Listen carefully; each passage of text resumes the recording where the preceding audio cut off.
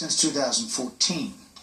ICE was on the hot seat today, specifically the head of Immigration and Customs Enforcement Agency, who sometimes struggled to answer lawmakers' questions about an immigration system that was often depicted today as broken. Chief Washington correspondent James Rosen has the story.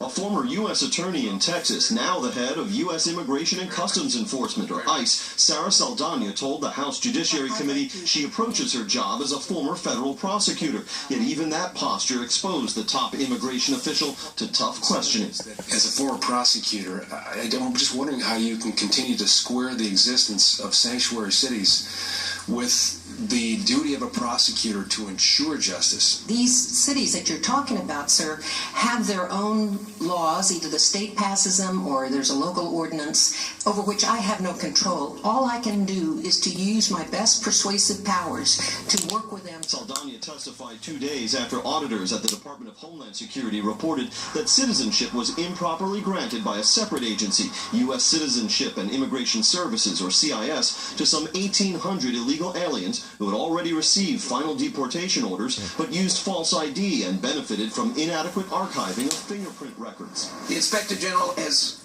provided 2 recommendations: that ICE finish uploading into the digital repository the fingerprints it identified, and that DHS resolve these cases of naturalized citizens who may have been ineligible.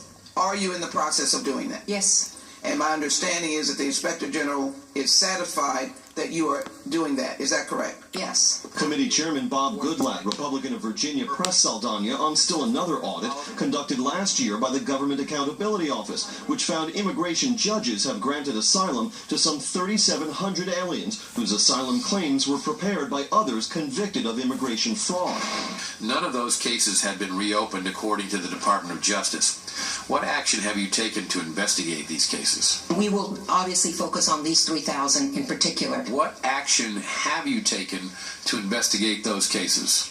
In those cases that we've reviewed, we have opened matters in order to take a look at them and see the facts and circumstances of each case. Finally, a document shared exclusively with our colleagues at FoxNews.com by Republican Senator Ron Johnson of Wisconsin, chair of the Homeland Security Committee, shows officials at U.S. Citizenship and Immigration Services urging coworkers there to work overtime to swear in as many new citizens as possible, quote, due to the election year. A DHS spokesman did not immediately respond to requests for comment. Brett. We will definitely follow up on that. James, thank you. You bet.